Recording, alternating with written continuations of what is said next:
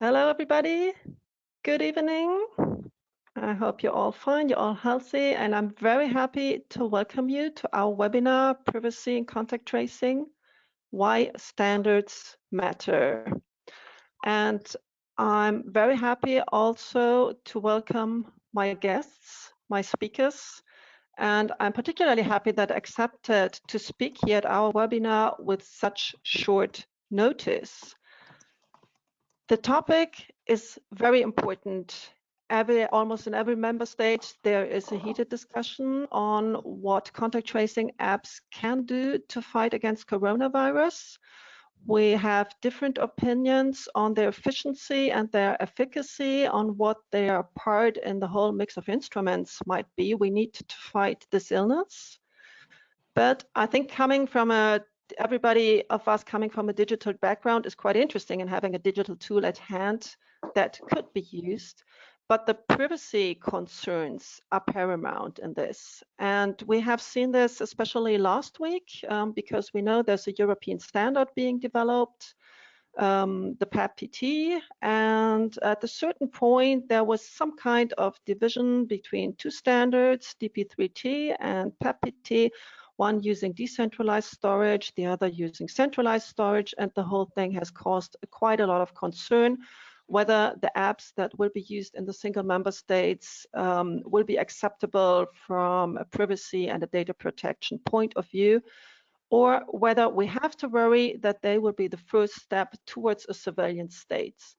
In a couple of European countries and in many countries around the world, we have seen quite worrying violations of fundamental rights with the pretext using coronavirus as an excuse, basically. I think there was a report today of Reporters Without Borders that further underscored this. And therefore, I think we have to be careful.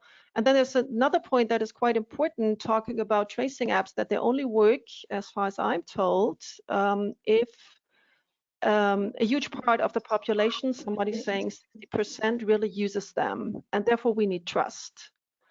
And I don't know if anybody has been following the Italian debate, but there has been a very heated debate on the app that has been chosen by the Italian governments. And I've been listening into radio programs yesterday, and it's very clear that people are losing trust because they can't understand how these choices are made and how these apps work. So I think what is happening in these weeks is that we are losing trust with this fight between the different standards. The European Parliament, of which I'm a member, and I having to introduce myself as well. I'm Alexandra Geese. I'm a member of the IMCO committee, so the Committee for Consumer Protection and the Internal Market, and as well a member of the Budget Committee. And I work on digital matters for my group, the Green Group in the European Parliament. And I'm quite happy that we voted a resolution in Parliament last week that clearly says that decentralized storage is the version we prefer for Europe. And I think we have a chance now in Europe to set a standard with a privacy-friendly app to fight this illness, to fight coronavirus. So very happy to introduce my speakers who were accepted this assignment with very short notice. And I'm particularly proud that we have Carmela Troncoso. She's an assistant professor at EPFL, the Swiss Federal Institute of Technology in Lausanne. And she is the leader of the Decentralized Privacy Preserving Proximity Tracing Project, which we all know under its abbreviation DP3T. And she is therefore working on one of the protocols under the PEPP-PT umbrella, or which used to be under the PEPP-PT umbrella. I didn't quite understand what happened last week. Maybe she's going to explain this to us. And when I say she's working on it, she's working basically day and night, 24/7, without any weekends, very committed to this project. And I'm very happy to welcome her here today. Thank you for being here, Carmela. Then we have okay, this is a challenge. Katarzyna Szymielewicz. I'm pretty good at languages, but Polish really is the one I can't handle. I'm very sorry. It is doing my best. Thank you for being here, Katarzyna, even if I mispronounce. Katarzyna is from Poland, as I said. She's an expert in human rights and technology, a lawyer and activist. She's co-founder and president of Panoptykon Foundation, which is a Polish NGO defending fundamental rights and freedoms in the context of fast-changing technologies and growing surveillance. Happy to have you here, Katarzyna. Thank you for having me. And then Wojciech Wiewiórowski, the European Data Protection Supervisor. Very happy to have you here.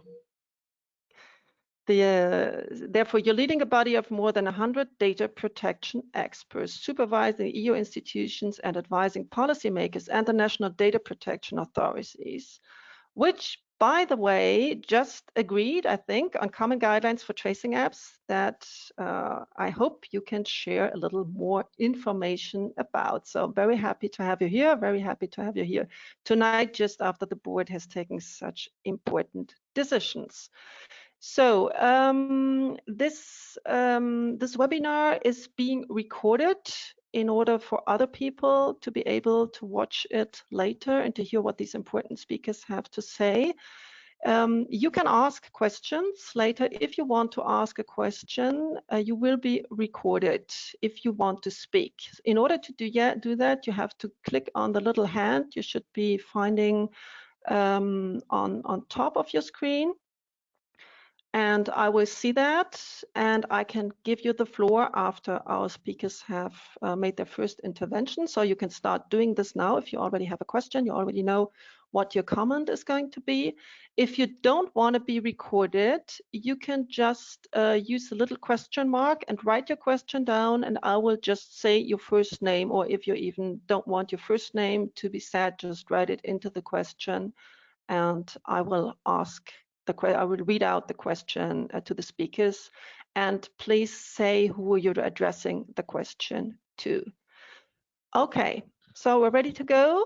The first to have the floor is Carmela. You published a very important letter today with, I think, more than 300 signatures. Quite impressive, the list of signatures from experts from many universities in Europe. Why did you do that? What are the important questions right now in terms of tracing apps we need to understand? You have the floor. Thank you, Alexandra. It's a pleasure to be here.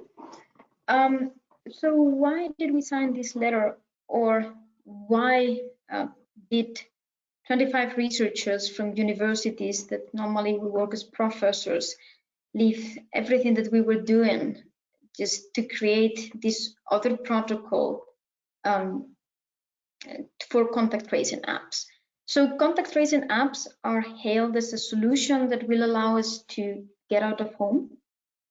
And how they're going to do that is by helping us deaccelerating the growth of the virus. And we do that by being able to notify people that are asymptomatic but may be infected that is the case, so that they can take precautions and stay home.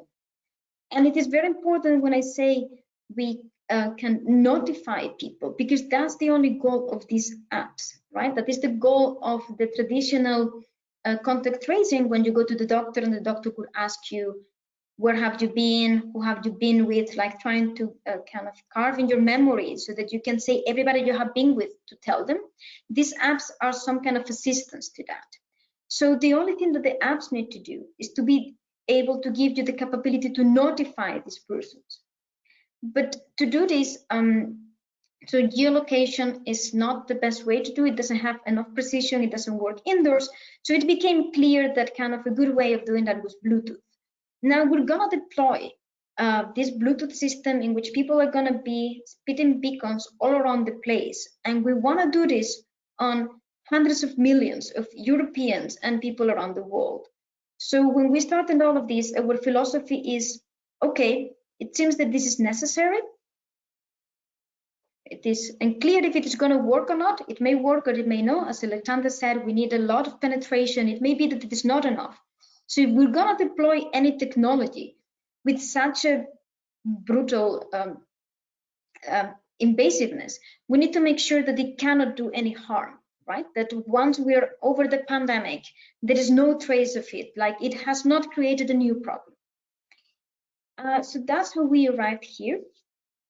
And then there is the question about now there is this fight. And I'm very sad that this fight has become decentralized versus decentralized, which is a very technical term. And that was something that we were using indoors when we were having a technical discussion inside of the project. But this encodes actually a trust model. Okay, so when I think about these tracing apps now, after Alexandra says a full month of working on them, I see that they have three basic models that are important and relevant for this discussion. So the model number one is what are the keys that create these ephemeral identifiers that phones go broadcasting all around the place? Who creates that? The number two is where does the matching or where does the decision that somebody has to be notified happen? And the third one is what information is uploaded to the server. In our option, the keys are originated on the phone. That means that if you want to have access to the key, you need to rate the phone. The matching is done on the phone. Okay, so the decision is completely local and only local. The phone with information it has stored plus a little thing that he gets from the server can make the decision and show it to the user. And the third one is we have decided to upload to the server these ephemeral identifiers from the infected people. And the reason for this is very important, very well thought. It's not an arbitrary decision. It is because when we upload that, so it is clear for any protocol that these ephemeral identifiers are random numbers. They don't depend on the identity of the person that has the phone, and they don't depend on locations. So those two things are very good because they are very good for privacy. But now the third thing is that we upload the ones of the infected person, because that means that that upload only has information from one person, the infected one. It does not encode by no means any information about interactions, right? Because that's something that this system should not do at all. Let's remember, we just want to notify people. We don't want to learn about their interactions. That's not on the description of the problem. On the other side is what we call centralized approaches. And centralized approaches, we call them centralized because there are two of the operations that happen in a centralized way. The first one is the generation of the ephemeral identifiers. These are generated on the server. Okay, so the server has a long-term identifier for every user, and this is anonymous. It's a long-term identifier that is created when you register to the system. And using this long-term identifier and a key that only the server has, they are able to create these ephemeral identifiers. They ship them to the phones. The phones go emitting them all around the place. And when somebody is infected, what they do instead of uploading their own identifiers, they upload all the identifiers they have observed. Okay, this is another key difference. We said these three things. What is where the key happen? Phone versus server. What is uploaded? Infected versus observed. Now, when we upload the observed, that means that we don't only upload information about one person. We upload information about all the persons I have seen in an anonymous way, but this still encodes information from more than one person. And it so happens that because information collocations happen at the same time, if now we would be actually having this seminar in person and would be here with Alexandra and Katarzyna and Wojciech, if I upload the people these anonymous identifiers I have been with, I would be revealing I would with these three anonymous identifiers, but inherently I will also be revealing that they have been with each other, right? Because I'm uploading a group of 4, so mine and theirs, and by that means I'm also revealing their interrelations. Now, how that system works is that at that point, when they receive these identifiers, they use this master key that is on the server to decrypt, go back to the long-term identifier, and use this long-term identifier to launch a push notification to the phone of these people that alerts them that they are at risk. So the decision about whether to do a notification or not happens on the server side. This is the third difference between the two ones. In the decentralized system, this decision happens on the phone. In the centralized, this decision happens on the server. So what is this different? What are the capabilities that it provides? In the case of the decentralized system, the server only has this list of random numbers from people that are infected, but each of these lists does not encode anything about identifiers or relationship in the social graph. So the server actually doesn't hold any information that is useful for anything. In the other case, the server holds two pieces of information that can be useful. On the one hand, they hold now this graph. And as we said, right, imagine that now I upload the people that they met, and imagine that they have met 5 people. And all of these will have to be decrypted to this long-term identifier to be able to notify them. That means that if now somebody else have met them, because it is actually a long-term identifier, I would be able to link those 2 uploads into the same people, because I know that these 2 persons are the same. And now you can see how slowly, and also because the people I have been close to me, most of them will be, or many of them will be infected, how slowly we start to build this graph that actually denotes social interactions. And this graph, so far, we can say it is anonymous, and it may well be. Now, we know that once we have very rich information about the graphs, it is not so hard to de-anonymize them sometimes, and this is because our social structures are very unique, like the type of friends, how the cliques are formed. But let's assume that even in that case, it was not the case. Still, there is a lot of information there about how often people meet, which people have enough people, different people that are common friends, and things like that, that were never needed for the purpose of the system, right? This is just information that you gain by how the system is built. But the other thing, and the one that I fundamentally find the more worrisome, is that because it is the server, the one that generates the key, the server can decide which ephemeral identifier is going to send to the phone. The phone has no means to know if the number that they are receiving it is random or not. So this means that even if the system is anonymous, now imagine that somebody has seen my identifier and finds that I'm a person of interest.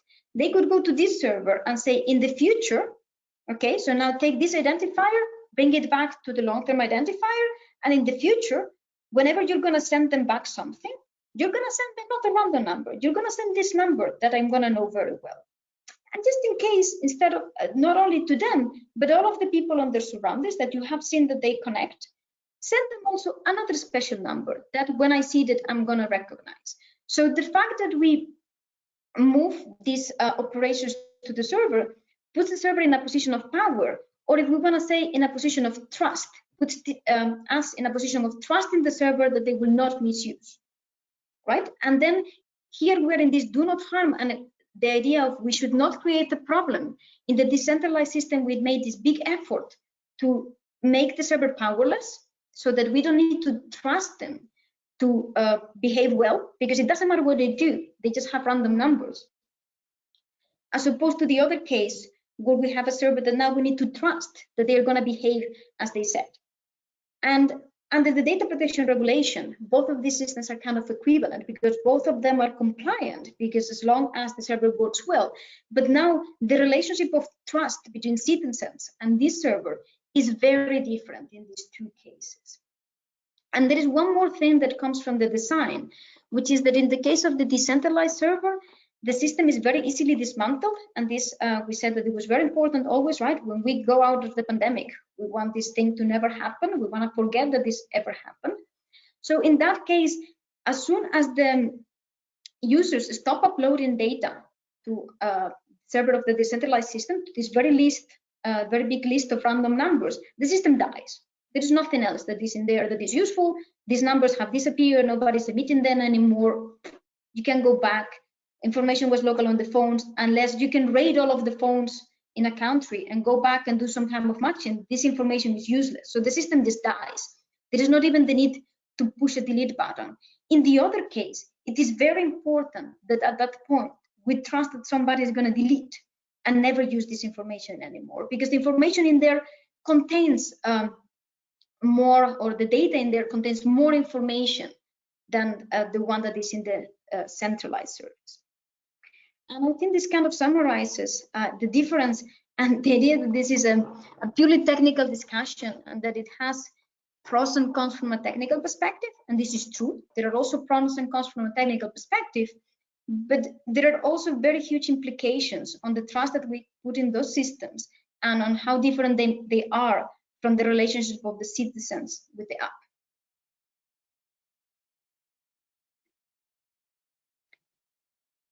And I can elaborate more things. You also had a question about is DP3T a part of PPTP or not? So we started this project with them halfway through this project. As I have explained, we had a kind of a misagreement on how should the server look like or the system look like because of the reasons I have just explained. And also on the transparency of the project in the sense that we believe that science should be open, and in particular when we're deploying a protocol, again, that is gonna go on hundreds of millions of people, it should be the case that the protocol is public and people can look at it. That may not mean that people have a lot of choice on what it is, but at least all of the process should be transparent. We should show them what it is. We should discuss with them every design decision that we make and try to explain to them in the best way possible why are we doing this thing and why there are some risks that are inherent to the protocol that we need to take on board, because there is no option of actually building the protocol without those risks. But each one of these things need to be explained and need to be done in a transparent way. And this transparency was not possible within the project. So eventually we said we need to go transparent with our protocol. And then the consortium said, okay, like we have these two ideas, that's okay. We should be an umbrella where different protocols should live.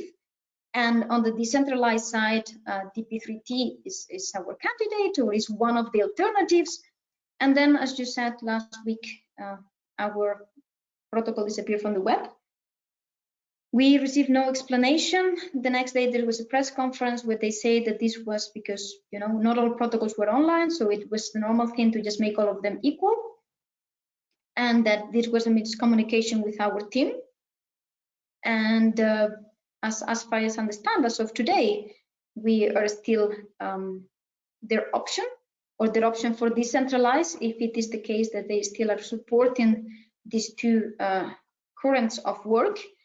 But well, like they have a repository now where they actually have published their design, where they have two centralized designs, but not a decentralized one. And that is all I know from this, because I have not heard positive or negative otherwise since that date.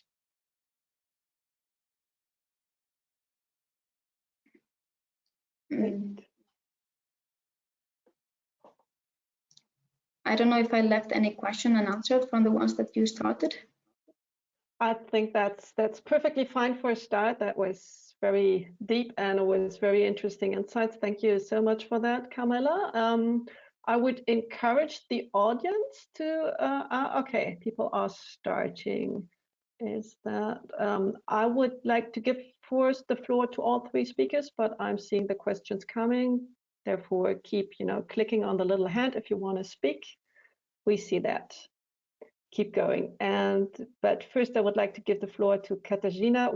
What's your take, seeing this from Poland as a human rights activist, a fundamental rights activist?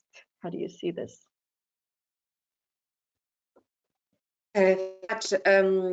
Panoptykon reacted to the first allegations of surveillance tools coming up with in a very similar way as Camila and other scientists. We have formulated 7 principles, 7 pillars of trust, as we have framed them in Polish to start with, that were also signed by more than 100 professionals from different fields, from data protection to computer science and information security, to underline how important it is to keep the standards that we all believe in the times of crisis. And among the standards that we came up with, it was 2 weeks before the European Commission's guidelines, We mentioned obviously data minimization and decentralized storage of data as principles. So I cannot agree more when it comes to principles that we should observe whenever possible. I was also quite happy to see in European Commission's guidelines on that came out last Friday on how to design contact tracing applications, the same quite clear stance on principles. But obviously there is principles and there's real life and the balancing of human rights, and in that very context, the efficiency of the tools we propose. And therefore, I cannot escape the feeling that in these conversations, we always miss epidemiologists and other scientists who are necessary in this conversation to help us understand whether contact tracing tools can actually be effective and under which circumstances. Because if we don't have that information, if we don't have a clear idea of that, our legal proportionality test is failed. We cannot really argue for human rights, not understanding how much is needed in terms of contact tracing for the sake of fighting the virus. Because if contact tracing tools are not effective in principle, which might be the case, I hear comments like this, and I will mention them later if I still have time for this, then the whole exercise fails, right? Then the whole discussion whether we should go for centralized or decentralized models shouldn't really be happening. But for now, assuming that we do need these tools, as a lawyer, I understand the trade-off in what Carmela has just described as the following. On one hand, if we go for decentralized approach, we gain all privacy protections and we are at the best privacy-friendly option. But what we don't have in the equation is anonymous aggregated data for public health authorities. So the authorities who otherwise might be able to see at least the spread of the virus in the society are not able to access this data because, as Carmela explained, no data about infected persons is uploaded to the central server.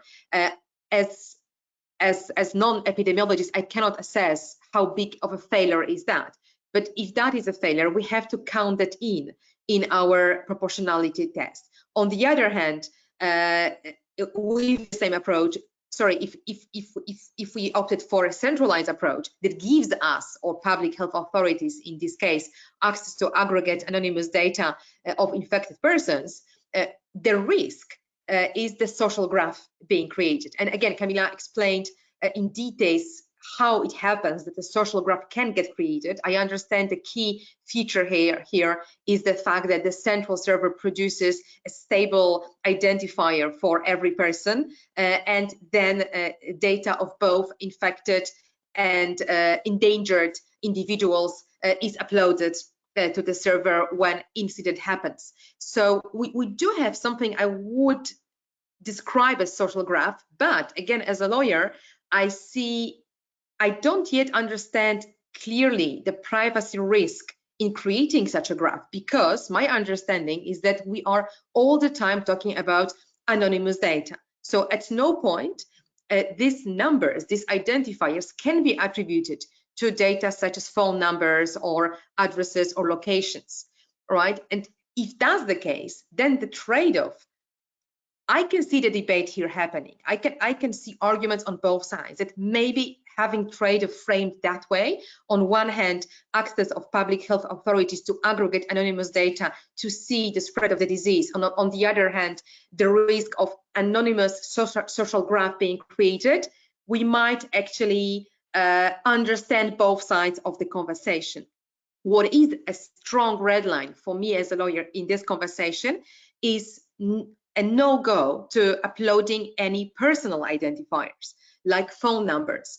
And this is a much worrying development in the discussion that I have noted, both in Poland, in the UK, in other countries. Users of such tools, because these tools are enrolling and tested as we speak, people are encouraged to register with phone numbers.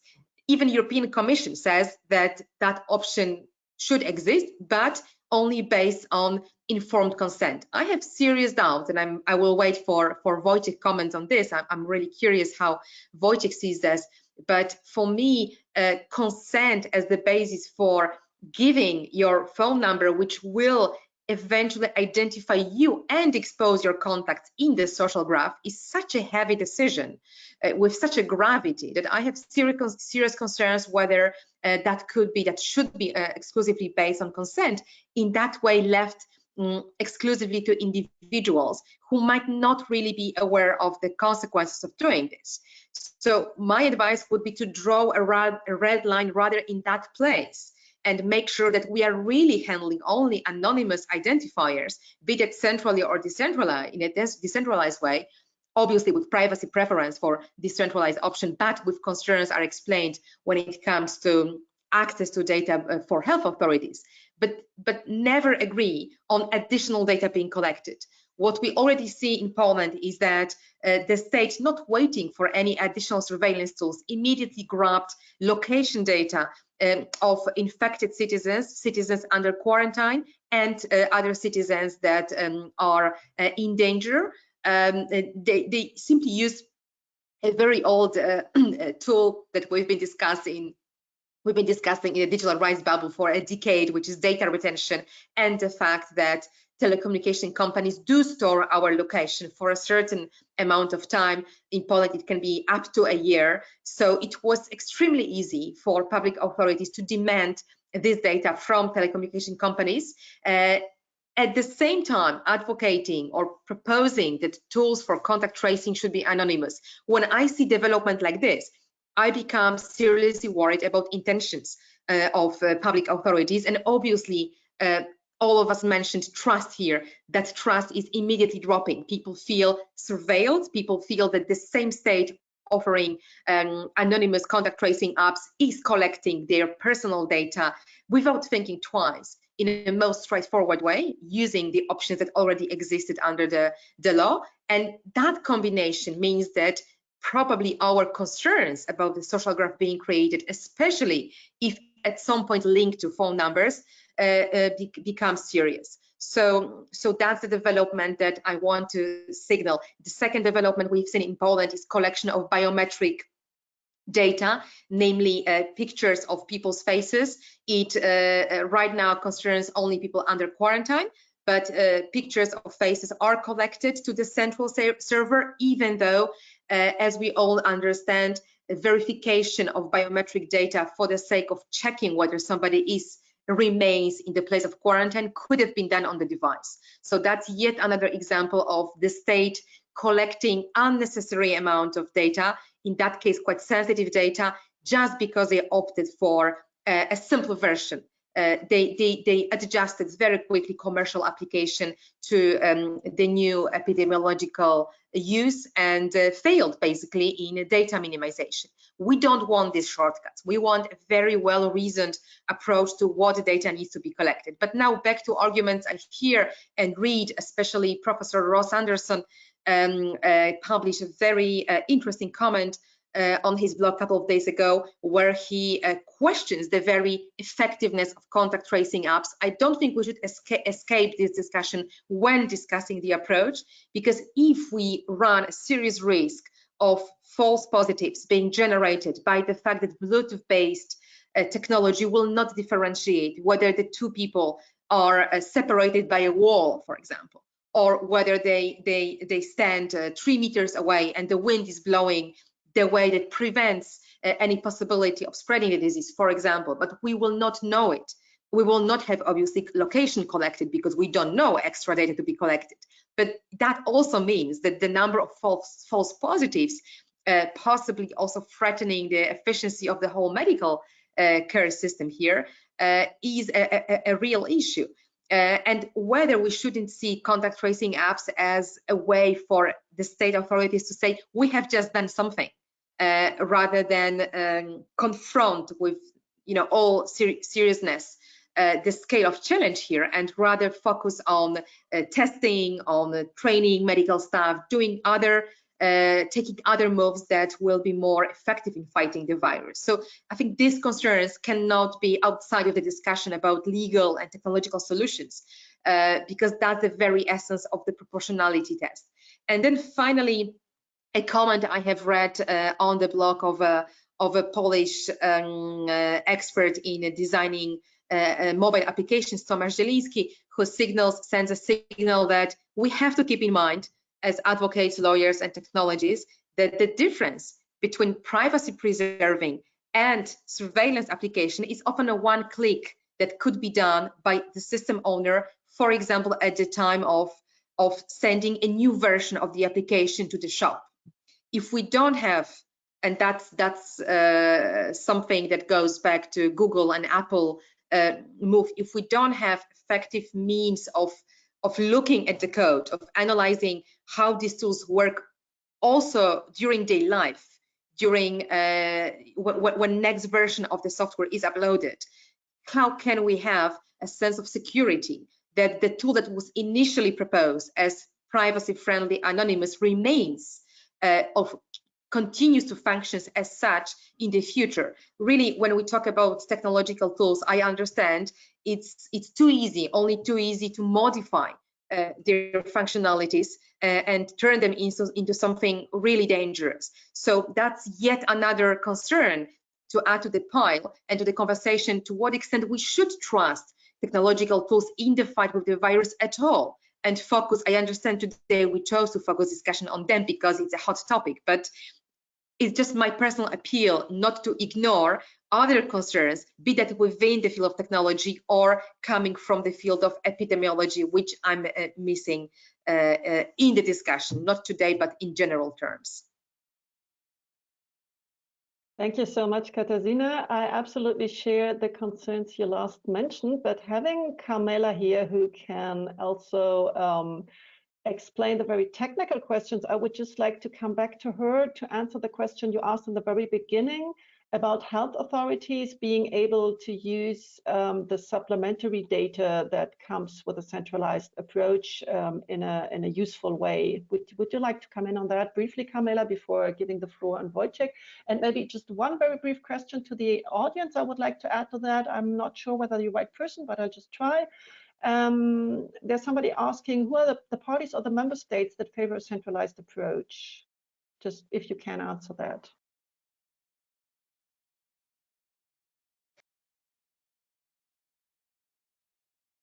What was the second question? So the first one was the health, and the second, sorry, I didn't. Which are the member states that favor a centralized approach? Just in case you know, if you don't know, or it's something that's not your area. I can say quickly, I know that Poland and UK certainly favor this one, because these two countries have already been experimenting with apps. And just to clarify on my first comment for Camila, I wonder whether a fully decentralized system could still offer some access to anonymized data for the health authority. Whether that would be possible, because that would be obviously the best option, removing the trade in a way. Let me address that, because we always talk about this first part of the centralized app, right? And when we wrote, like, the app actually has for us two goals.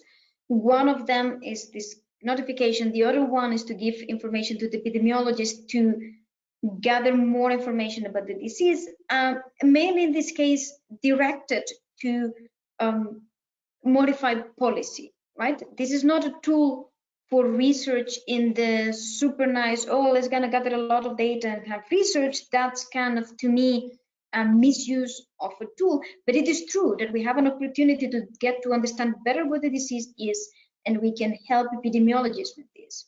So it is actually something and I don't know how we can better communicate. We have actually two epidemiologists in the team, Marcel Salotet and Ciro Catruto.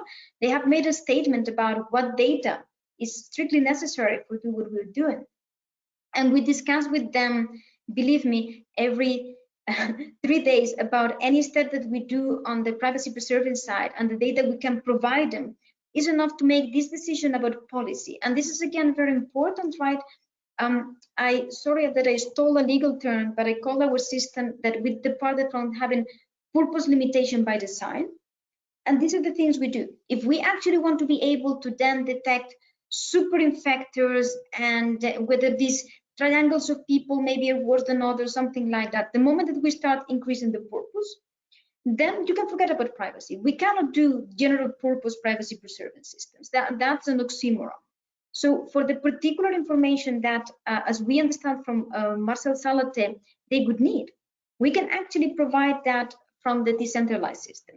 The most aggregated data we can provide is for each at-risk person, how long, or for each infected person, how long they were around people that are infected, and how long they were around people that were not infected, and what is the distance. And that allows epidemiologists to actually understand whether this 2 meters 15 minutes is actually arbitrary or not, if actually the disease spreads because of contact or because of close proximity or not, because we really don't know if at this point in time that is the case, or is it, for instance, a surface base? Is it not the case that we are close to each other, but the case that we touch each other, or the case that we touch the same table when we eat, the case that we use the same seat on the train? And we work with them trying to make sure that they can. We also provide for health authorities, and depending on which graph, reduced version of the social graph.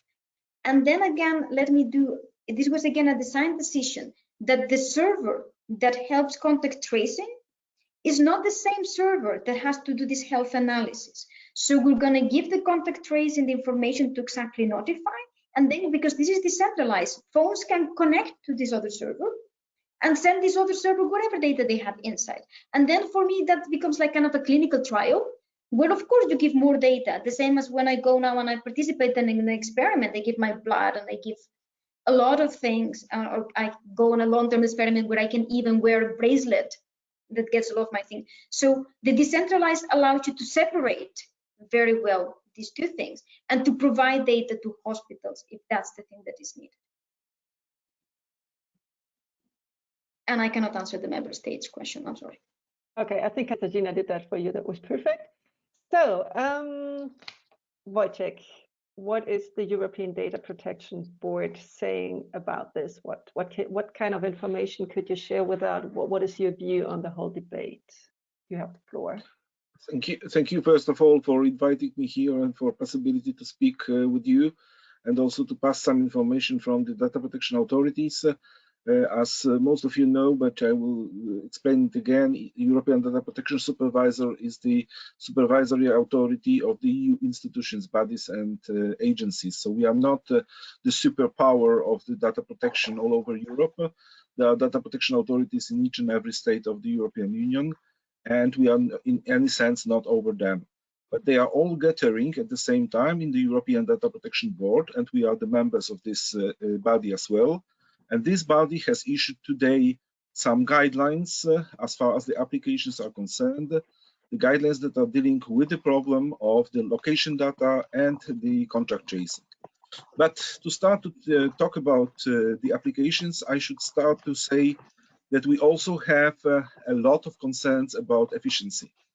And that's the first problem that we are dealing with, and the first problem that we have to confront with. And it was very well visible in what happened with the Dutch authority. The Dutch authority has just, sorry, I have some troubles. Okay. The Dutch authority has just refused to give their consent to 7 applications that were proposed to them. So they have the problems with efficiency as the first point. Then the second thing that we have to deal, sorry, I have some different sound here. Just a while, I will be back in 10 seconds.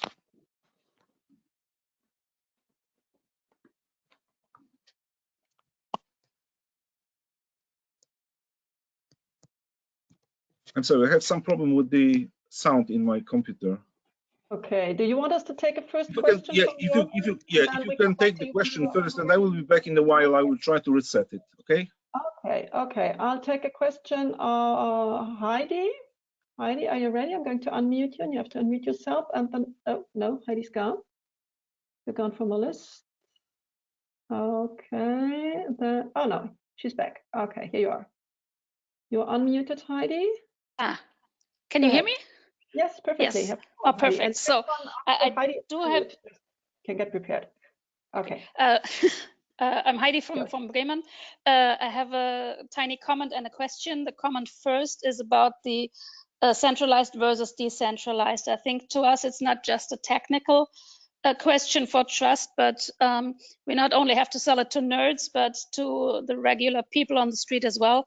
And they learned in the past that government and companies always tell us it's secure, just give us a data, they're anonymous, nothing can happen. And some weeks later they learn, oh, it had been hacked or lost to some configuration problems or something. So the people on the street learned that data on the server is not safe, and they cannot distinguish if that is true or not, if we just tell them trust us. So I think the main risk for the centralized solution would be that the people would not use the application. The question I have is about the Apple Google application. I'm not up to date to this, but I have a question. If is there a contact? Are you in contact? Are you talking to them? Is there kind of an alignment plan? Because I fear that when Apple and Google start, that on the one hand, the early adopters that we would need as well would be using their app, and so maybe the European way would be dead. Or on even worse, if they decided to launch it not as an app but as part of their operating system, then it's there, and we even have less to talk about. Although their solution might be good, what is the situation with their app? Okay, great. Thank you very much, Heidi. Who are you asking the question here? Whoever feels. Yeah. Okay, perfect. Thank you so much. So the information I have as of today is that Google and Apple are not going to build an app, but they are having an API that apps can connect to that allow these apps to have access to these Bluetooth ephemeral identifiers. And this is a firmware change that is needed, at least in Apple, because as of today, as the iOS phones that are out there today, they cannot listen to Bluetooth beacons in the background while the application is asleep.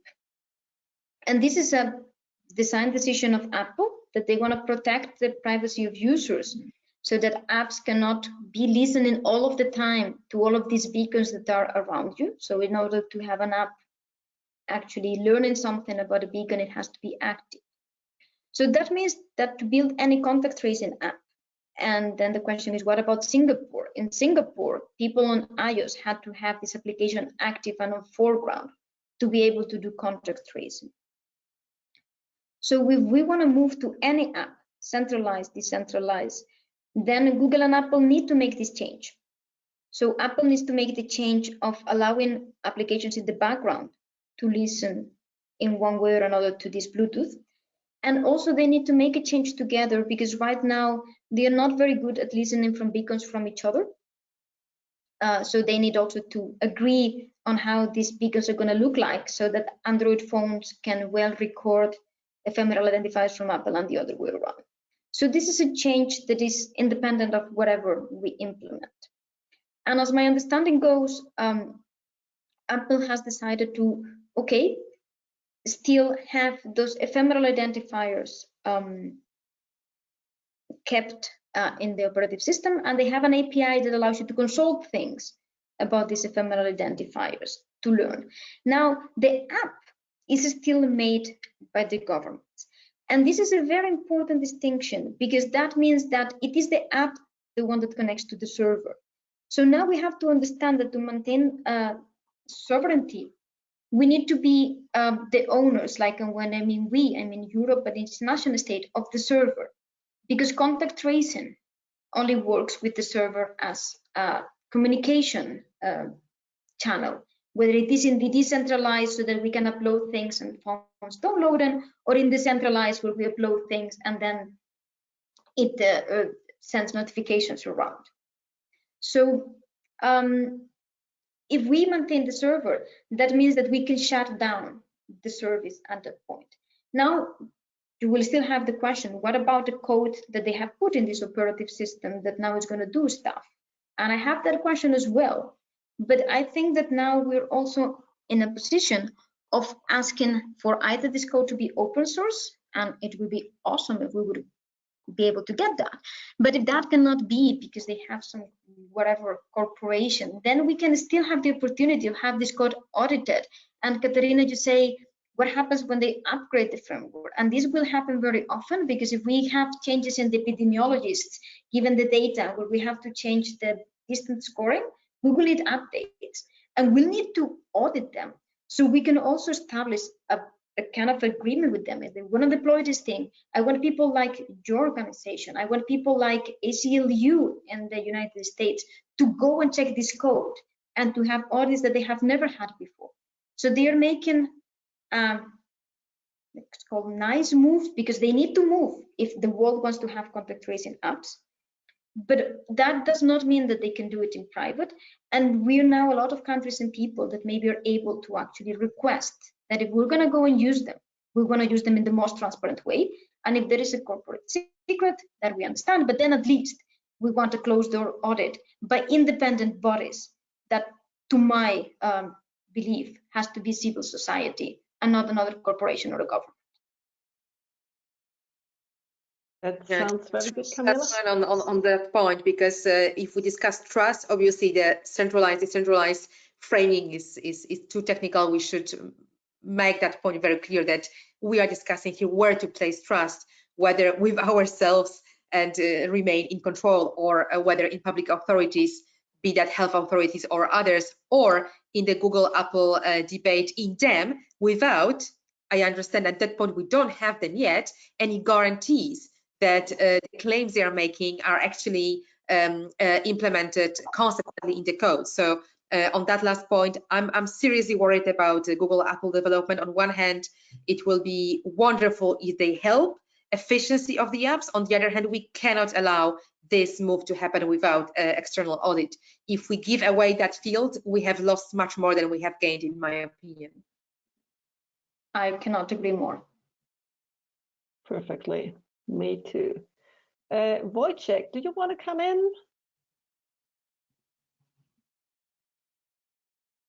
Doesn't sound like it. Probably has still issues with the sound. So then the next one to have the floor is Helmut.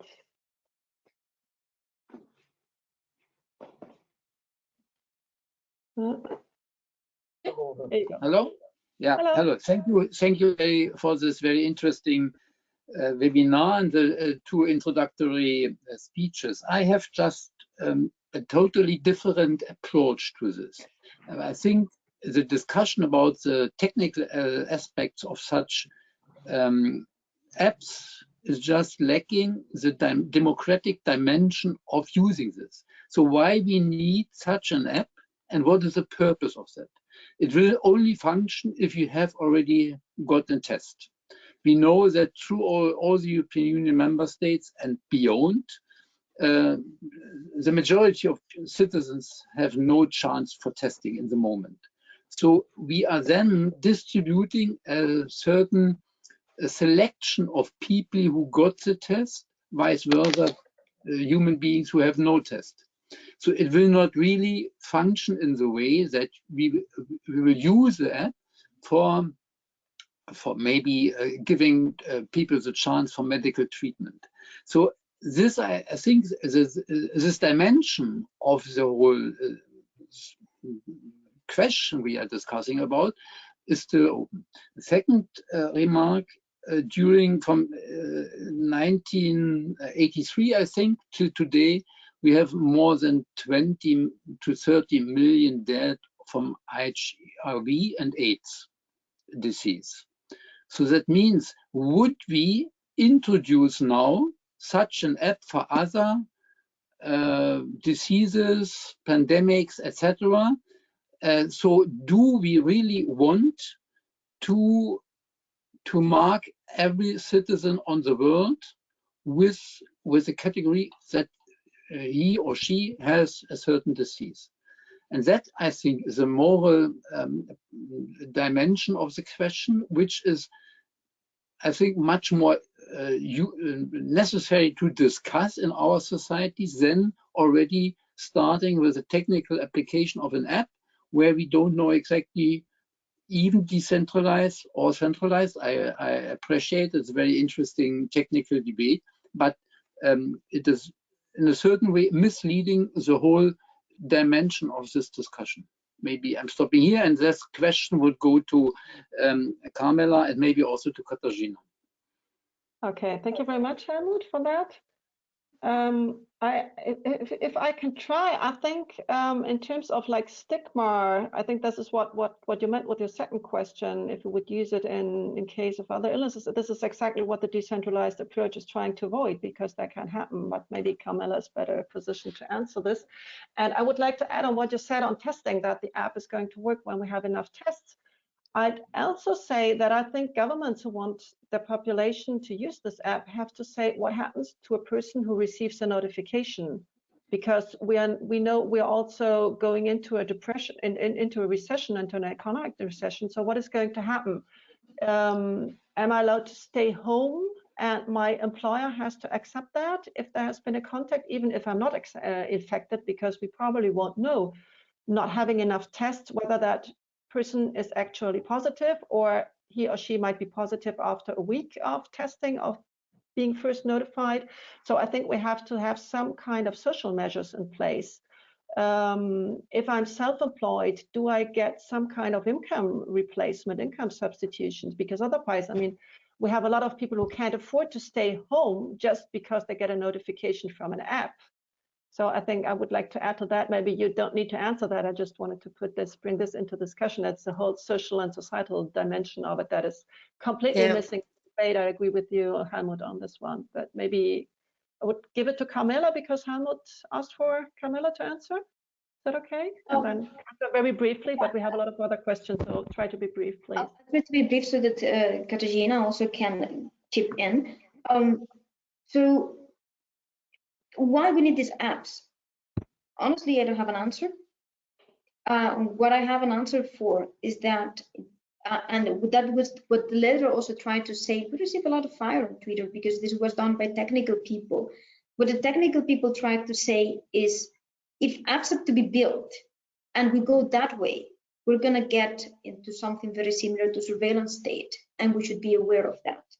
Now, if apps will be built, so what we have tried to do in our project is just to show that this is not a debate of either you have a surveillance state or no app. There is a thing in the middle. If we don't have an app, that's equally fine by me. But if we have one, it cannot create a new problem. That's number one. Number two, I'm not so sure that this is about the tests. I think it's more about what Alexandra has said. Can people stay home? Because we can expect that, especially in the beginning of this, we're still going to have too many people that cannot get enough tests. So we have to do that. And it is true. And then this is not our kind of realm. We can just put forward a protocol that allows to do this in a more fundamental rights respectful way. But this has to come with the legal framework that, as you say, provides protection for the people that now cannot go to work, that provides protections against people to be discriminated. Like, it cannot be that I cannot enter the supermarket because I have decided I don't want to use the app, or I don't have a phone, or I don't have a phone with Bluetooth. Like, all of these legal regulations, or like the fact, like I have also been asked, like, what if your employer now has Bluetooth and listens to you and knows that you're infected? Like, first of all, I have to tell my employer in any case, but if this happens at a bar, this should be illegal, as much as it's illegal to have a camera on a bathroom. But these are things that are not technical. And actually, I agree with you that society or legal scholars should be rioting about the fact that we're running towards this app like crazy, but the legal framework is not coming with us. And without the legal protection, technology cannot do anything. Yeah, Katarzyna would probably agree.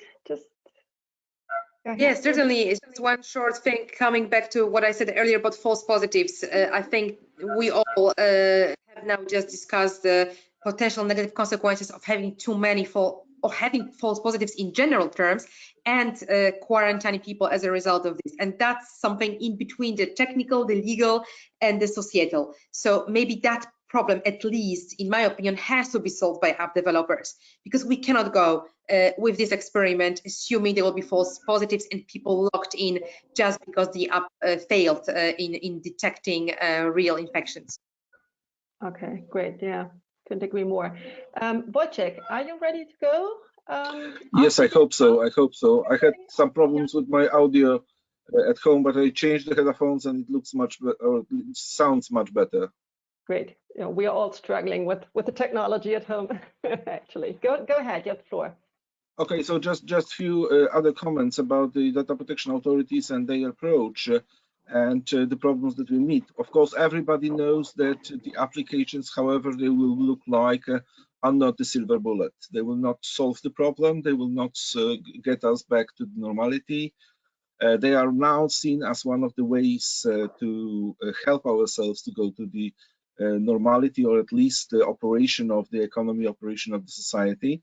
But at the same time, as I said, the big problems with efficiency, the big problems with getting the people involved, because what we hear at the moment is that if not 60% of people are involved and use the applications, then we will not have the real results, and everything under 20% simply doesn't make sense. So if Singapore is very proud of having 1 million people out of 5 million people in Singapore downloading the application, then this is just this 20%, which is necessary to make any sense to the to this work. Secondly, the applications themselves serve for different purposes, and what I'm a little bit afraid is that we will be expecting more and more purposes in the time. So in a while, we find out that the application itself, the contact tracing application, does not change anything, or doesn't change as much as the society expected.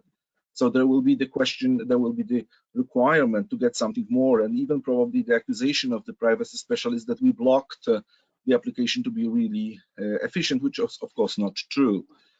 So apart from the fact that we are right now talking about different kinds of surveillance, by the way, remember that the word surveillance does not sound as bad in epidemiology as it sounds in the privacy protection. So the epidemiologists openly say about the surveillance, because this is the way to fight with the diseases. This is the way to fight with epidemic. So if you want to frighten somebody by saying the word surveillance, it doesn't work with the doctors, it doesn't work with the epidemiologists. For them, this is one of the words which are used simply in the toolbox of the profession. So knowing that we will not get enough efficiency, we will start to think about such scary things like immunity passports. We already hear about that. That's really a scary idea, to have the app which is showing if you can get into the bar, if you can get into the car, if you can get into the metro, if you can buy the tickets, if you can go to the airports. And it's done by automatic decision made inside the app out of the data which we provided and which we got from. So the people will be starting also to cheat the application and to cheat, to play with the application somehow and with the authorities. And another problem, challenge, but also opportunity is that we will start to require mHealth solutions. So the people will start to test themselves, will start to send their data, their medical data, through the applications, those applications that are right now for contract tracing proposed by the states. I guess that will be the next step that we have to be somehow prepared for. Where are we now, and what are we talking about as data protection authorities? Well, having all these problems with efficiency, at the same time, we think that it's worth to try if the specialists say that they can do something out of that. But it has to be done with the perfect control over the governments and the authorities that are going to employ to roll in this solution. So that depends how much trust we can give to the regulatory authorities, also to the civic society, also to the parliamentarians that will be able to check right now what's going on, and later on to check back what actually has been done. Decentralized approach, centralized approach. There is definitely some preference among data protection authorities for the decentralized approach, but we understand that some countries and some developers see the pros in some of the, at least some feasibility, some of the functionalities done centrally. Like, for example, the possibility of flagging the person only if the person got the information from the central authority. So to avoid, that's what Singapore did, to avoid trolling, they were doing it through the central hub. So that is one of the things that we cannot neglect. So that's why the guidelines that were taken today by the data protection authorities does not say that only one of these approaches is the valid one, although it says that many of the data protection authorities prefer to see the decentralized approach. Also, I agree that the consent is not the best way of dealing with this. If you have the application which is provided by the state, definitely this is rather the actions that are done in the public interest that should be the basis for the activities of the public authorities. That is also in the guidelines. What is important in these guidelines, and what I would like to drive your attention to, is the fact that apart from interpretation of the law, it also consists of annex, where are the guidelines for the app developers, which are written in slightly different language, in the technical language. They are not binding. There are suggestions and recommendations from data protection authorities, but written the way that can be used. And also, we don't say that this is the last version of the guidelines and the last version of the annex. It's going to evolve together with the applications as they evolve. So the guidelines are in order to help, also to show at the moment what is important for us, and also show what are we going to check as the data protection authorities, and to say that we are ready to help also on day-by-day basis. So also with the kind of sandboxes, also with allowing the developers and the states to do a little bit more, but with conditions. First of all, it's temporary. We already know that we will go back, and we know how to go back. Secondly, we know what is the purpose, and we use it only for this purpose and for nothing else. And we know who has the access to the data, and we are not giving the access to the other people. So these are simply the conditions sine qua non that have to be fulfilled in order to think about doing something extraordinary in extraordinary time, because definitely that should not be the saving civilization by simply resigning from the fundamental values. Great, thank you very much for sharing that information with us. Carmela, maybe you want to come in on the question about trolling, that info should be input only by official authorities to avoid, people saying, oh, I'm infected, please stay all home, which is a real concern. I mean, this is quite understandable, so it would be great if you could comment on that. Yes, and first, thank you, Wojciech, for this information. This was very informative and great. So about this authorization. So what we're saying is that we should only be able to report whenever we actually have a positive, and we should only be able to report truthful information. Now, it is important to realize that this does not depend on where the server is and what the server holds. First of all, because we cannot really ensure any truth from the phones. In the case of so in both systems, we can actually have an authorization. We're currently working on a couple of alternatives for authorization in which somebody can only upload something to the server if they're authorized. In the case of the German system, they have a system based on something they call the TAN number. That it means that you can only upload. Now the question is, what do you upload there? And in the case of the decentralized, I would upload all of my IDs. In order to troll someone, I need to make sure that they have my ID on their phone. And we have technical ways of doing these, right? I can send it over email to someone so that they inject it in another guy's phone or something like that. In the case of the centralized system, to troll someone, I just need to add that to my list. I have to know one of their identities and just add it to my list. And the thing is that we have no way to know how long the list should be. There is no particular reason, like this week I can see 2 people or I can see 1,001 if I went to a conference. So that is a kind of a hard question to answer, because it's not about authorization or not. We know how to authorize. It's about how do we authenticate that the information that is uploaded is correct. And I don't really want to go much more technical on all these things, but it seems slightly more difficult to do that on the decentralized system because of the nature of the information that you upload than in decentralized, where you can just lie about as many people as you want. I don't know if that clarifies a little bit, but authorization is possible in both. It is possible to authorize, to have an authentication or authorization for the input. Okay, yeah, I think the authorization can be relayed from the server to through the phone in a secure and authentic way. That's not a problem. Okay, great. Yeah, there is no trade-off here. It's a very important clarification here. Thank you. Yeah. Thank you. I'd like to go, you're all very, very interesting to listen to, but I'd like to go back to my audience because I think their questions are very much to the point as well. And the next one on my list would be Iana. Iana, you have the floor. Yeah, hi, I hope you can hear me. So what I wonder is that we have been talking, or you have been talking about different apps that could be used, but at the moment, it seems that most of them are working on a national level. And I wonder in 2 things.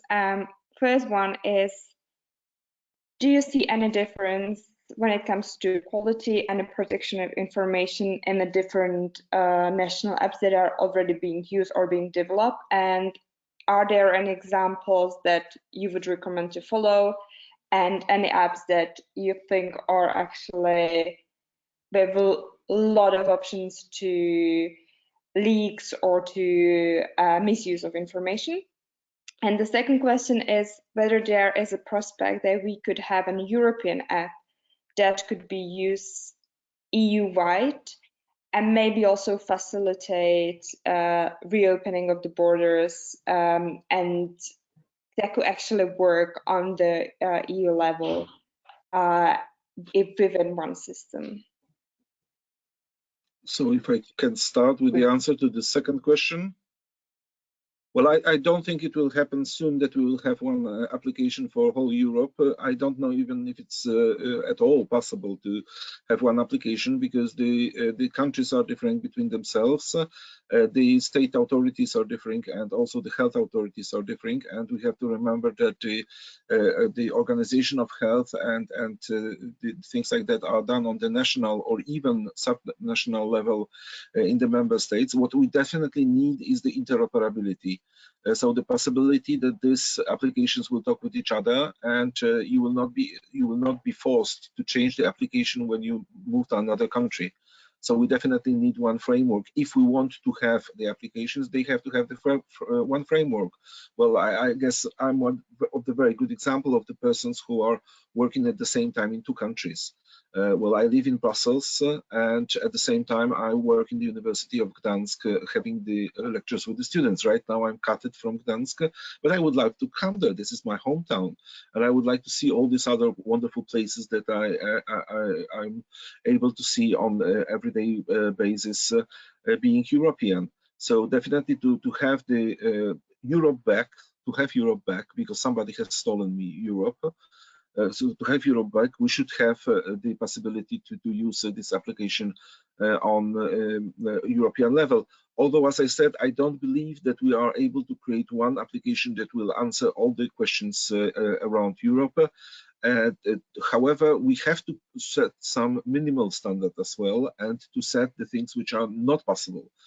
Because when I hear, for example, that there is a European country where it's absolutely voluntary to have the application, but once you have the application for the contact tracing, you are automatically start to send the allocation data to the government, despite the fact that you never consented on that, but simply by default.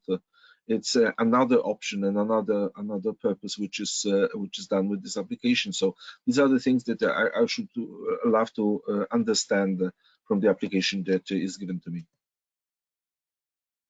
Thank you so much. I would like to add, just if Carmela wants to come in later, but I first give the floor to Katarzyna. I'm seeing that you would like to come in on this. Just to add to that question, is it on interoperability? Could apps based on a centralized data storage communicate with apps on a decentralized, on the basis of a decentralized data storage?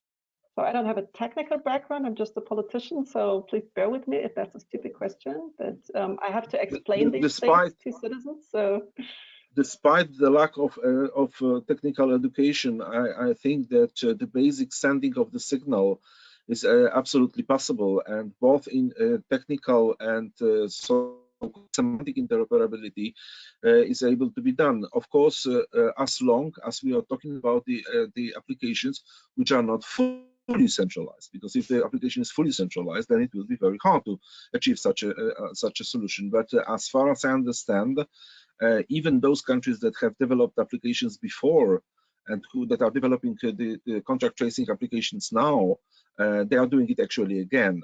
And I think Katarzyna can confirm that even with Poland, that's the case. There was a quarantine application that existed so far, but it's right now exchanged with the contact tracing application. And whatever we can say about the application itself, it's definitely the other thing. So as long as this is not fully centralized, I understand that there is a possibility to exchange this data, which is necessary for the operation of the application. I leave it to Carmela to comment on the protocol. I mean, my understanding on harmonization is that we could achieve harmonization by harmonizing a protocol, and that's why the fight of that these guys, these scientists are fighting here is so important. I would love to have one bulletproof protocol for these apps, and then in line with European Commission's own guidelines, allow for diversity of applications and various functionalities that are proven to be necessary by certain health care authorities. What I'm more concerned with is what's happening now in Poland, where the application hasn't actually been authorized or published by health authority, but it was rather it is rather published under the umbrella of central administration, and it has been developed. One of the applications we mentioned today, the one for quarantine, it was a commercial tool bought by the administration by paying 2.5 million Polish zloty for it. And the other one, the one for contact tracing, has been developed by open source community in a transparent, quite nice open process. But at some point it failed after the Google and Apple announcement. The developers handed it over to the government entities, and now we hear that functionalities will be different. So that only proves the point that you can do whatever you want with the application. You can change it day to day, and we cannot trust an app. What we could trust, I believe, is the protocol, and that's why we need a single protocol to make sure that the baseline for all these apps in terms of security and data protection standards is a good one. Great. I go to the next question because we're running out of time. We have 10 minutes and a few questions left. Only men, I would encourage women to raise their hands if they want to. And the next speaker from the audience is Michael Müstel, or Michael. You have the floor. Hello, do you hear me? Hello. Yes, perfectly. Okay, great. So as my question is for Carmela Troncoso. As far as I understand the system, the DP3T approach, with the DP3T approach, the risk calculation, whether or not there has been a high risk contact event, is done locally on the phone. And so in order to tweak the parameters for the risk scoring algorithm on the fly with the live system, it would be necessary to have some data to evaluate the accuracy of the scoring algorithm. And so how many, like as an example, how many of those with a high risk alert have actually turned out to have been infected by this high risk contact event? And without any data on the rate of false positives, how would it be possible to adjust the parameters accordingly then?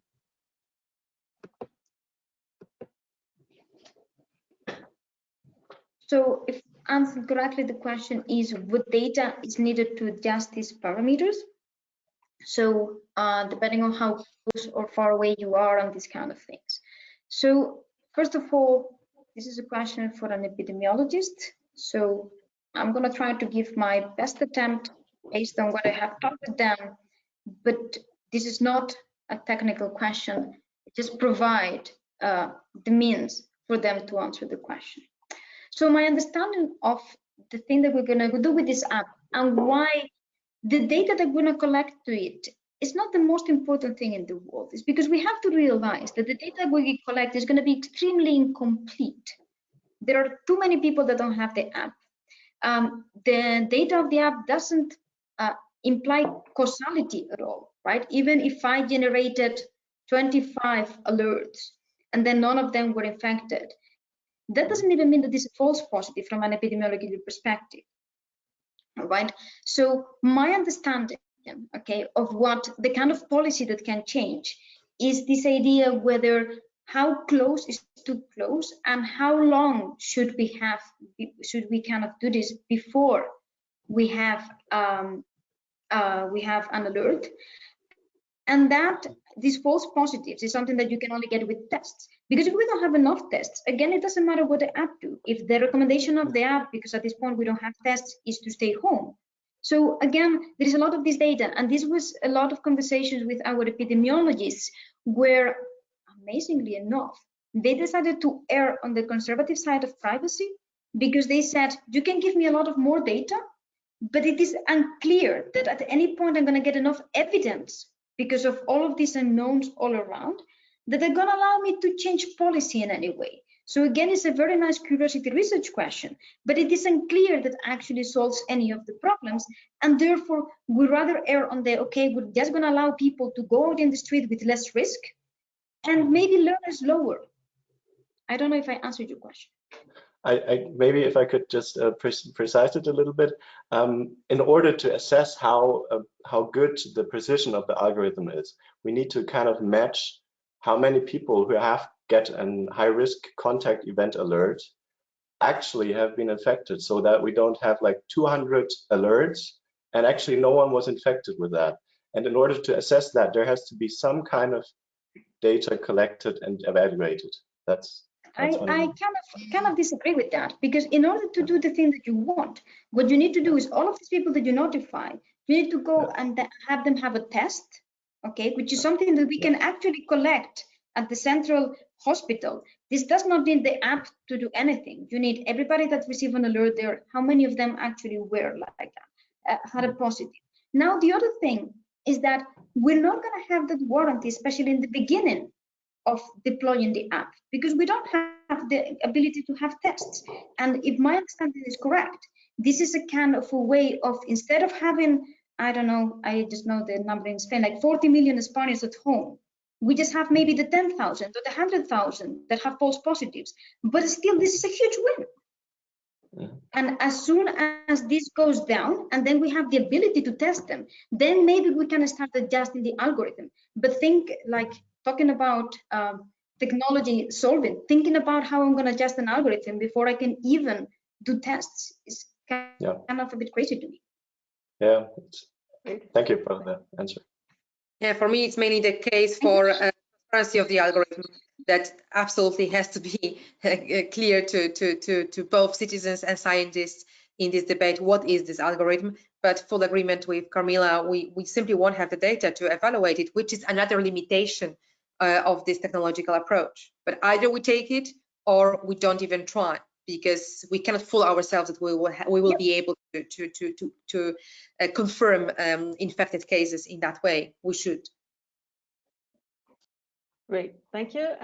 We're really running out of time, so the next question, please, quick questions, quick answers. The next speaker is Rainer M, and after that, Rainer R. I think we have a lot of Germans in the audience, so Rainer M, you are unmuted. Go ahead.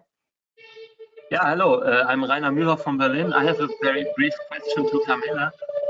In 2018, it emerged that Google Android systems are sending all received Bluetooth beacons to the Google server, provided that you have location history turned on and a fine-grained location turned on, which is, I think, a very common configuration.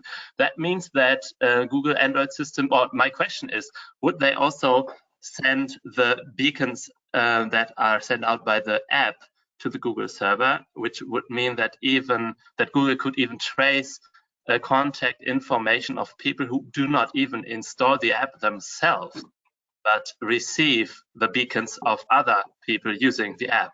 And then they could also match potential infections by taking the information which people published their IDs because they got positively tested. That's such a good question, and you don't know the panic attack I had when I did actually in the API, that when you have this thing because of the configuration, things are sent back. And we were kind of asking this to Google about that they're gonna change the firmware or what, because this cannot be the case for this particular beacon. When they came up with this Google Apple API, and it is my understanding that right now that is not gonna happen. But again, we will not be able to know that until we have an audit of the code and also external audits of the phone, like the same thing we have with cars. We put in somewhere to check whether they have pollution or not. We should do the same thing with the phone. I have them and check what are they sending, where are they sending it, and inquire Google and Apple if we believe that there is any suspicion of this. Again, this can only come from audit because you cannot program their firmware. Thank you.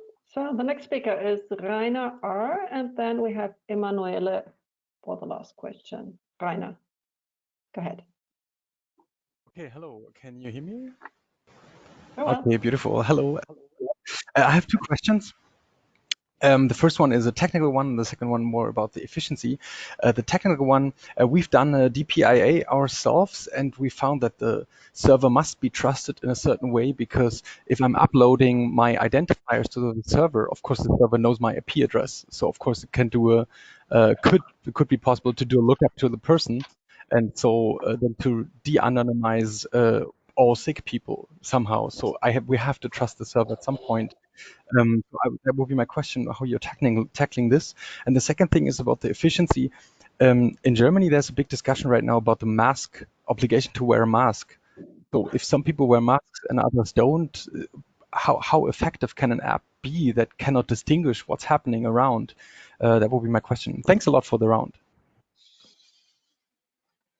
Would like to answer that? I cannot answer either of them, but I can just add to Carmela because that was one of my concerns in my introductory remarks. In the centralized approach, so-called centralized approach, is it really the case that any other additional data will be sent to the server? I think that's what the question also concerned. If you could explain that, wonderful. Yeah, so I can say that in our approach, because it's the one where I really know what is going to be sent to the server, it is only these identifiers. There is no other information or no other metadata. About the IP, yes, this is true. And I have two answers for this. One of them is not very good. The other one is going to make you happier. The not very good one is that in principle, we said, okay, we're going to be kind of fun with this, because if it is the government, the one that has this data, the government already knows who is infected. It is in the hospital, right? That if they wanted to de-anonymize this thing, that would not be, if they want to have the names of everyone, this list is already there. Now we can know about different rules for different things and what is accessible and what not, and we can discuss that. Now the second question that we think is that now we realize of that, and we're thinking actually about making these uploads through a Tor circuit. And I don't think we really need a circuit, because the only thing that we're protecting against is the backend. So the backend is a partial adversary. We can even maybe do this with a one-hop circuit, which would alleviate a lot kind of latency and everything. we're looking into it, but because of the first reason, this was not kind of one of our first concerns. And we could also say, in many ways, in some places, this is going to be uploaded via a CDN. I don't know if that helps, because now the CDN will also have this IP. But this is a good question, and that's as far as I can say. With respect to the mask or no masks, I see this the same as knowing if two people are looking at each other, or are looking backwards, or are close by, or they have a plexiglass in between because they're in the airport, or they're kissing, or they're hugging. The app has no way of knowing any of these things, and that is one of the reasons why we don't know if it is going to work, and the more reason to not deploy something that can create more problems. To the question of Katarzyna, what is going to be sent to the server? Again, I can tell you what's going to be sent on ours. I cannot tell you what is going to be sent on the others.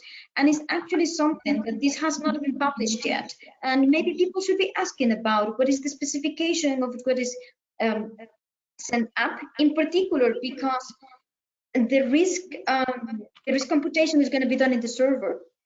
If this requires any extra information about the phone that's going to be uploaded, somebody should check very well which can, because we know that the moment that we have operative system plus firmware plus a couple more things, these things start becoming pseudo identifiers. Yeah, I was just wondering whether there is any technical determination to it. Like, that's how I understood the question, that technically speaking, you cannot have the data uploaded to the central server without the metadata and gates. If that can be done, that's an argument in itself to kind of defend the centralized systems, but I don't know, I'm asking. In the decentralized, you don't need any metadata. In the centralized, at least you need to send the power which you receive those signals, which in all itself, to be fair, the power is not something very, but if you need to send more data to be able to do that computation with that power, then things start to get a little bit complicated from privacy perspective. It depends on how much you send. So we're really running out of time. We should really come to an end. There's one last question I would like to take. Very brief question, very brief answers, please. Emanuela, you have the floor. Thank you very much. Can you hear me? Perfectly. Okay, so thank you so much to the host and all the speakers, especially for the thoughtfulness that I heard from Professor Troncoso about all of the topics on the app. My question is, was it discussed with the epidemiologists whether opt-in features could be used to gather more data in the absence of tests, such as following up with those who were notified to be maybe positive, who have been in contact with infected people, to see if they have symptoms and so on. Thank you very much. Go ahead, Carmela. Good question. We never discussed that much, in the sense that we're very focused on this tracing and policy, and that again seems to be some kind of extra thing. And then, like the same thing as Wojciech was saying before about what else does the app collect, right? So in my view, and I may be here too much on the privacy side, if people want to have another app for this, then they should build another app.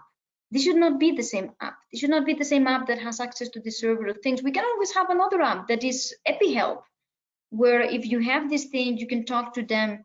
Now, we need authentication of comments or something.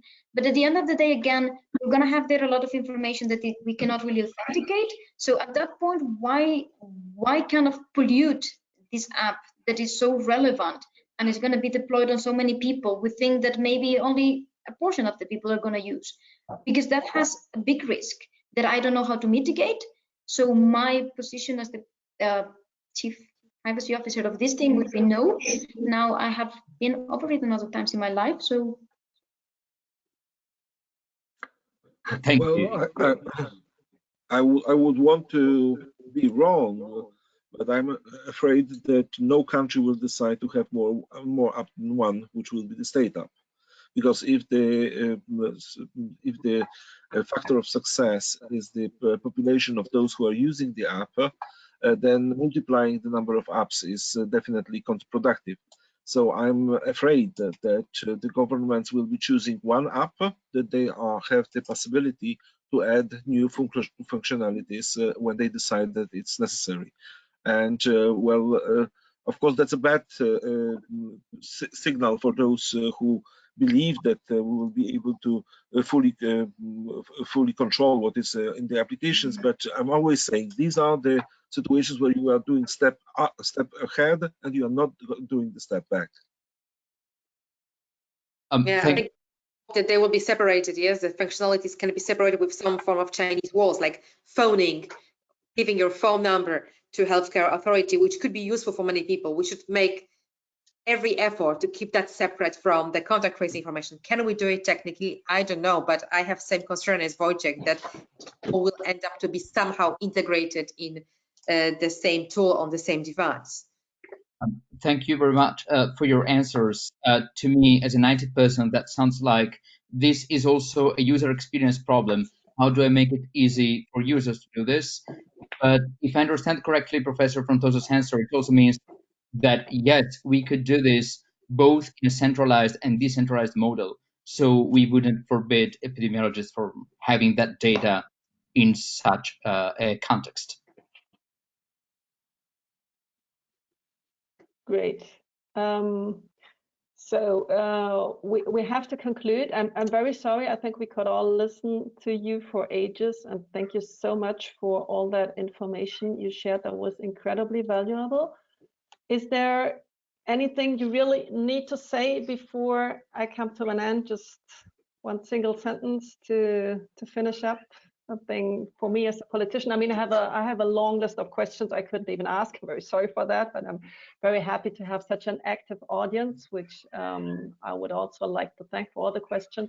We still have a long list of written questions left from the audience. I couldn't read out, we couldn't answer. I'm very sorry for that. But if there's one last thing you would really like to say, this is the moment.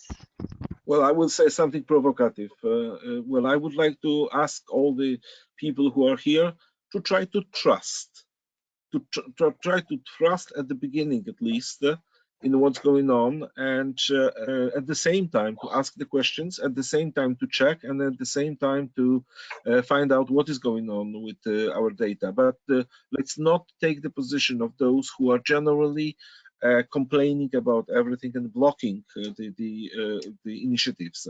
That has to be control, but it has to be also the kind of trust that we are giving in these hard times. Well, then let me respond with an appeal to the authorities to listen. I mean, if we have to, if we are to learn anything from the pandemic, let's learn to listen to evidence-based arguments, to scientists, that we have plenty in this debate, and that's a luxury we maybe cannot afford somewhere else. But since we have these arguments in this debate, those who will implement or impose on us apps have to listen to the concerns that we all formulate now, because later will be too late. And what I would like to say is that I think that on our side, from the technical side, we have done as much as possible to create something like this that respect fundamental rights. As it was said this here before, this is not only a technical effort.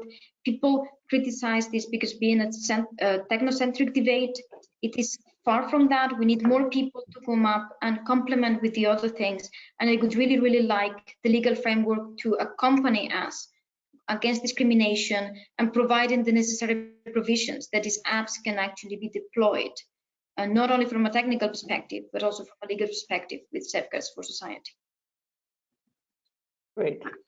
Thank you all very much. I think this is what we need to have, that trust that Wojciech would us like to have, to know exactly what is going to happen, to have a government that is really respectful of fundamental rights, that listens to the concerns of normal people, of experts, of organizations, of experts who can audit those apps, but that also provides a legal framework from a social point of view. So what is going to happen to people who are being told by an app to stay home?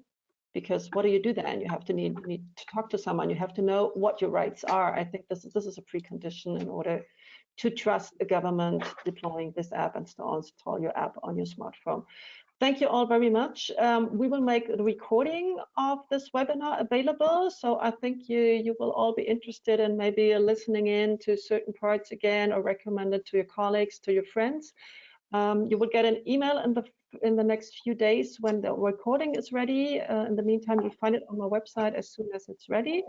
And if you want to be invited to other interesting events like that, talking to experts, please register to my newsletter. You can specify what kind of category of news you would like to receive, or what kind of invitation to event. So I'm not going to send you thousands of emails, but if you're interested, follow me.